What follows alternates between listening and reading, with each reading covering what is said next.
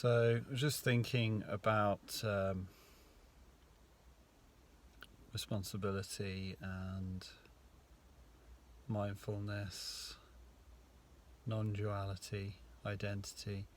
The key kind of message that I want to get across in this video is really about embracing what is and the freedom of that, because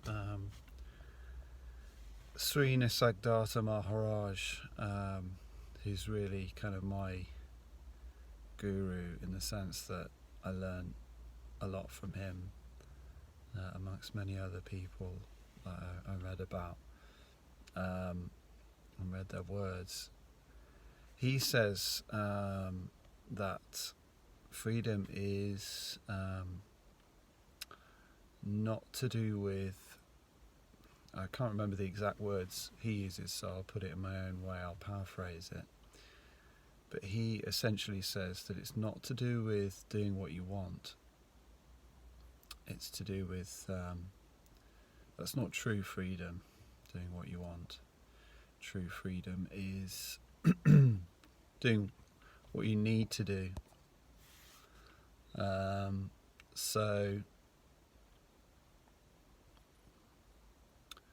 So that's kind of what it's about, and it's very simple statement. But the true bondage, that's the other part of it that also adds to that, is that which I'm just remembering, which is the true bondage is being bound to your wants, your desires, and that's the true bondage. So in that sense, for example, your instincts determining your actions would mean that you would be bound to physical pleasure, instinctual needs and satisfactions, rather than being able to be truly human, which is about acting according to meaning and goals and values and purpose that transcends the needs and the instinctual wants and desires and satisfactions of the physical body. So really, being truly human is about satisfying that need for deeper, bigger connection and meaning and purpose.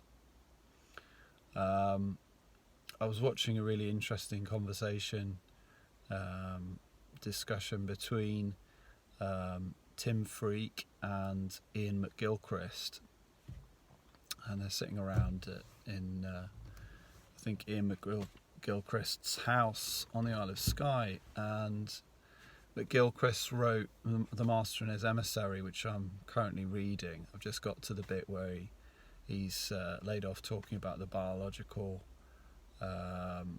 factors and the differences between the left and right hemispheres of the brain, and he's starting to talk about culture and society and how those are produced by this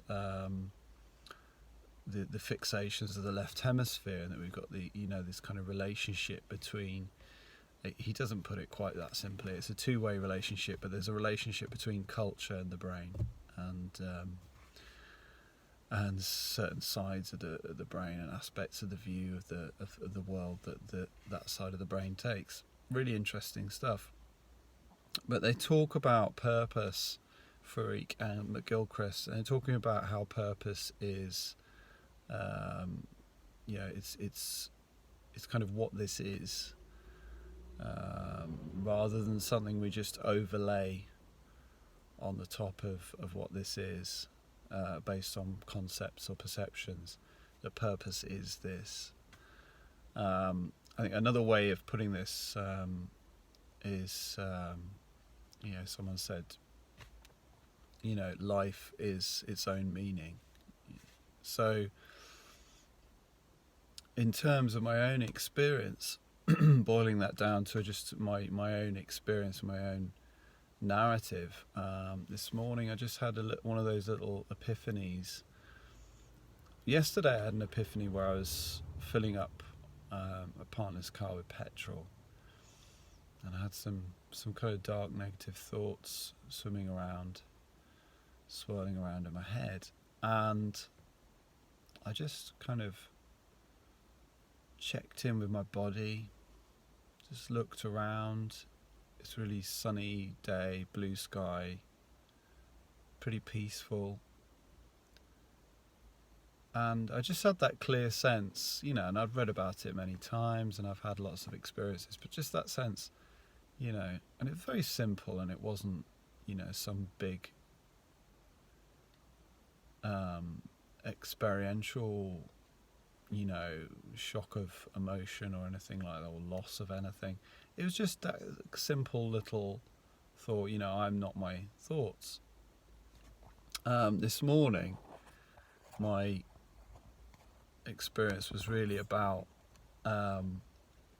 just driving along thinking, so I'm having discussions with my partner about various just simple household tasks, sanding down a dresser because we're going to move in a couple of months or in a month's time, and I'm going to sand down a dresser, and she's getting bored of my voice because I'm just talking about what we're going to do, and she's going to need to get the paint, and so on. And perhaps you're getting bored of my voice in this video, but so I kind of take that, and I think in the past that might have kind of triggered quite a few things, and I might have been reacting like, well, if unless you're going to kind of motivate me to sand down the dresser, and unless you like the sound of my voice, I'm not going to be happy to do it, or I'm going to do it begrudgingly, or just do a bad job, or and actually, I read someone said,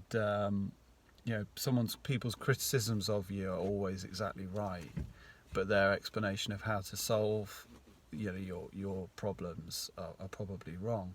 I forget who it was who said that. And it's bang on, really just accepting, okay, she's telling me something, and then really listening without and trying not to be triggered, or trying to be aware of how I'm being triggered and how I'm responding and reacting internally. Before, it's Joseph Frankl. I've got this little book of mindfulness in the bathroom at home, and I often read that sitting on the bog, and and sitting on the toilet, and one of those lines, Joseph Frankl, the psychologist who survived, I think it was Auschwitz, and developed this transformative approach to psychology, and about our capacity for kind of self-empowerment through how we perceive the world. That's like our final choice, our ultimate choice is how we choose to perceive the world. So they were doing these horrible things to him, and he still had that final choice about how he wished to see it. And he could see that those Nazi, experimenters were, they were tied to their own system and tied to their obligation to do something inhuman to him, whereas he was free to see it differently, and freer than them in that sense. But one of the quotes in the book is that we have our stimulus and response, and between those, the stimulus and response is a space, is our true freedom for growth, and that is where our growth happens. Because we can make a choice about how we respond to the stimulus. That's our real freedom, and that's our opportunity for growth, and that that's what it's about for me now. Is Eckhart Tolle puts it in terms of make your life a spiritual practice, or sadhana, and he may be accused of cultural appropriation there in terms of that term, the use of that term. I don't know all the etymology or the history behind that term, but the point is, so I'm driving along, and I'm just thinking, this is what it's about. It's about being in the situation where I'm bothered about, how my partner's spoken to me, I'm I'm bothered about the fact that I'm starting this new job and I don't feel ready yet, and I want to get ready for it, and it's going to be really tough in this way and that way. But still, if you embrace that and you allow it to be what is, that's the transcendence in a sense of just being with it. And being with it means you're not transcending it really in terms of, I'm above that, I'm better than that because I'm, great, or I'm above it because I'm going to change it or something. It's just being with it. And reading a book called Power versus Force by David R. Hawkins, it makes the point that the most enlightened view of life is to see it as what is. Not to see it as some great conflict or exploitation or or human nature or whatever. It's just to see it as what is. And if you think about it, it's the most simplest view as well, because it means, clearing away all that clutter, clearing away all that entanglement, all the knot of, all the messy knot of me kind of seems to get in the way intellectually. And just to look at it as it is, and that of course can become another, kind of ego trip where you say, "Oh, I'm more enlightened because I just see things as they are," which in a sense is, again, it's not possible for there to be a separate me that sees things. There is just seeing. So, and also in a relative sense. And I am aware I'm bringing in a lot of things here. This is what I do, is I tend to connect lots of things and kind of synthesize and make lots of, draw in lots of different elements to kind of explain and understand things. But that's just me, I guess. But,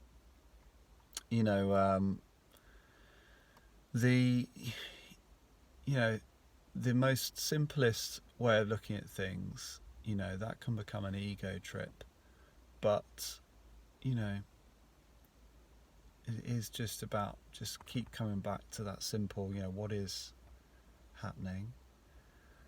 How am I responding? What is the most appropriate way to respond?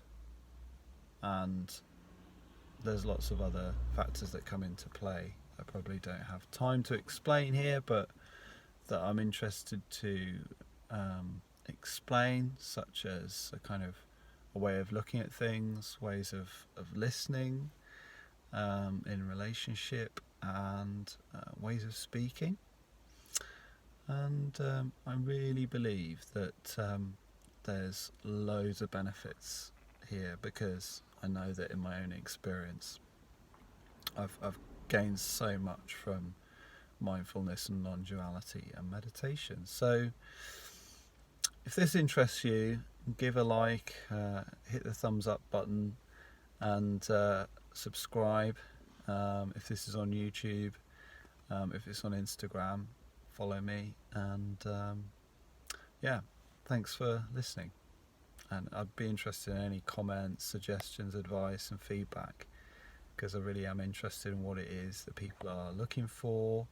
Certainly in my own experience, I know the things that have helped me, so I'd be interested to know what would help you.